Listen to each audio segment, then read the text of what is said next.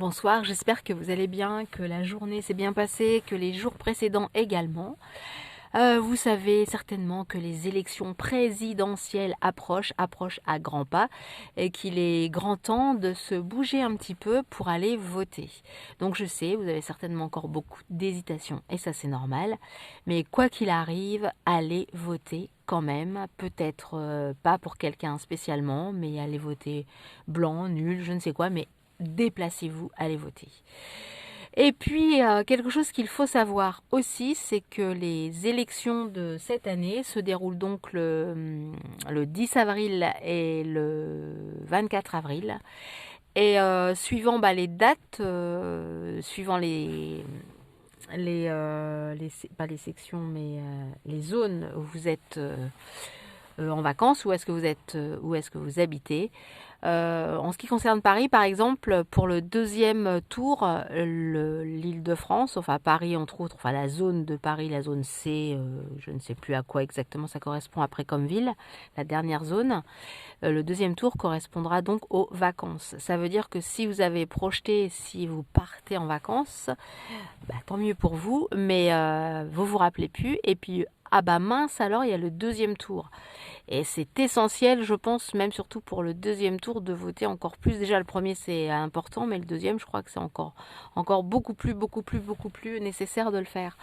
Donc, il existe des procurations. N'oubliez pas, vous pouvez faire une procuration pour que quelqu'un aille voter pour vous. Et ce qui est nouveau de cette année, de janvier 2022, à vérifier, mais je crois que oui, c'est nouveau. La personne qui va voter à votre place, à qui vous allez donner votre procuration, ce n'est pas nécessaire qu'elle habite la même ville que vous. Donc ça, c'est intéressant parce que ça veut dire que votre tante qui habite, je dis la tante, ça peut être quelqu'un d'autre, votre amie qui habite la ville d'à côté ou un peu plus loin, elle peut venir voter dans votre ville à votre place. Et ça, c'est très très intéressant et très bien. Comme ça, au moins, vous ne raterez pas de vote. Je pense que vous faites confiance aux personnes qui auront votre procuration. En tout cas, voilà, vous n'avez pas d'excuses.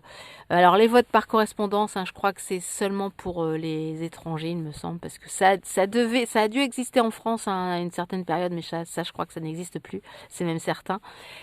Sauf pour, je vous dis, les étrangers qui votent par correspondance, donc qui sont de l'étranger. Mais la procuration, ça existe bien en France. Et en plus, je vous dis, les personnes, même si elles ne sont pas dans la même ville que vous, elles peuvent quand même voter à votre place. Donc ça, c'est bien. Donc allez-y, renseignez-vous dès maintenant. Parce que dès que les élections, ça va approcher, eh bien peut-être qu'il y aura beaucoup de gens qui vont s'apercevoir que effectivement, il faut qu'ils fassent une procuration. Donc soit vous allez dans un commissariat, ou alors on m'a dit également ce matin que ça pouvait également se remplir, enfin se porter dans un tribunal aussi. Donc là, par contre, je pense qu'il faut aller dans le... Enfin après tout, je sais pas, peut-être pas forcément non plus, mais le mieux c'est quand même d'aller se renseigner au tribunal de votre ville si vous en avez un, ou en tout cas au commissariat de votre ville. Ce sera plus simple et d'y aller dès maintenant, comme ça vous aurez moins de monde qui se bousculeront. Voilà, ça c'est important. Pour le premier tour, regardez également parce que peut-être que ça correspond également à une autre zone en vacances. Donc si c'est la zone A ou la zone B, vous n'y avez peut-être pas réfléchi. Mais bon, je crois qu'il y a peut-être aussi une zone par rapport à un premier tour qui tombe pendant les vacances. Et donc, chose que j'ai appris aujourd'hui et que je ne savais pas, c'est que...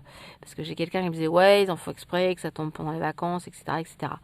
Et il y a une personne qui était là à ce moment-là qui a répondu, mais non, pas forcément, parce que là, il faut que, en fait, par rapport au nombre de jours où l'ancien président a été élu, il ne faut pas qu'il soit élu plus d'autant de jours. Donc, par rapport à l'élection qui a eu lieu il y a 4 ans, eh bien, à mon avis, il faut qu'il arrête, on va dire, officiellement d'être président, puisque ça, le tour, il arrive. Donc, peut-être que c'est à partir du coup du 9 avril ou je ne sais pas à quelle date.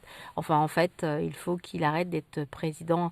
Il faut qu'il soit président tant de jours. Et donc si ça dépasse, après ils sont plus dans la légalité. Donc voilà, on m'a expliqué ça, que ça c'était pour ça qu'on mettait des dates à telle date plus précisément, et que parfois ça pouvait aussi tomber pendant les vacances, malheureusement. Donc voilà, j'ai appris ça aussi. Et puis bah voilà quoi. Donc moi je vous invite toutes et tous à donc aller voter, bien sûr, et ne me dites pas que vous ne savez pas pour qui voter. Bon, ça encore, je le comprends. Mais ne me dites pas qu'il n'y a personne qui se présente. Regardez quand même, il y a quand même pas mal de gens qui se présentent de tout milieu, de tout bord. En tout cas, votez pour la personne qui va vous convenir le mieux, que vous allez. C'est pour ça quand dans des précédents podcasts, je disais mais allez surtout regardez, ne votez pas la tête du client, regardez les textes, regardez ce qu'ils proposent, ce qu'ils envisagent de faire. Parce qu'il y a tellement de choses qui peuvent très vite changer. Encore une fois de plus, la démocratie, la liberté. C'est important de garder cette démocratie très très fragile parce qu'après ça va très vite. Donc évidemment votez pour ce qui va être plus proche de vous par rapport à vos idées, certes, mais votez aussi pour un avenir libre, enfin un avenir d'ouverture, un avenir où vous allez pouvoir envisager de revoyager sans conditions, sans X raisons, qu'il y ait des conditions, bien sûr, qu'il y ait des règles, qu'il y ait des bases, bien sûr, mais qu'on ne retourne pas en arrière comme là on est en train de le faire, quoi, et on le fait d'une façon accélérée, quoi. Donc regardez, il y a plein de gens qui se présentent, et puis bah votez pour ce qui va vous correspondre le plus, le mieux, et surtout ce qui va aller mieux pour la France, quoi, qui va enrichir la France, qui va sortir la France de ces embroglios, de ces difficultés financières, en tout cas quelque chose qui va lui rendre de sa valeur et de sa grandeur. Ça c'est aussi important, parce qu'un peuple qui se sent aussi libre et qui se sent grand et sans non plus écraser les autres, bien sûr, évidemment, c'est important aussi. Donc voilà. Tout ça, regardez, vous avez le temps encore, même si tout le monde ne s'est pas encore engagé en tant que candidat à la présidentielle, hein. Je crois qu'ils ont encore jusqu'à début mars pour le faire. Donc allez-y, hein. Pourquoi pas vous, après tout. Mais bon, l'histoire des signatures, je crois que c'est un peu compliqué aussi. Et ça, ce qui n'est pas logique d'ailleurs, hein, j'en reviens aussi à ça, que les maires soient obligés de dire, voilà, je vais donner ma signature à un tel, et puis ensuite qu'on lui dise, ah mais non, toi t'as fait ça la dernière fois, donc tu n'auras pas cette subvention. Ça c'est quand même, dans d'autres pays, on appellerait ça de la mafia, ou abus de biens sociaux, etc., etc. Donc c'est un peu voilà, c'est médiocre, et moi je trouve que c'est assez hors la loi de dire ça au maire. Donc enfin bon, bref, tout ça pour dire que vous avez encore du temps pour choisir vos candidats, mais choisissez-les bien. Et puis bah si personne effectivement ne vous convient, eh bien oui, votez blanc, votez nul, votez tout ce que vous voulez, mais en tout cas votez. Voilà.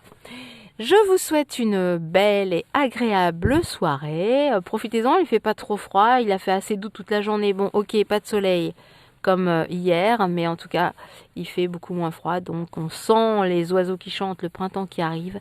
Donc, profitez bien et puis belle soirée à tous. Allez, ciao, ciao.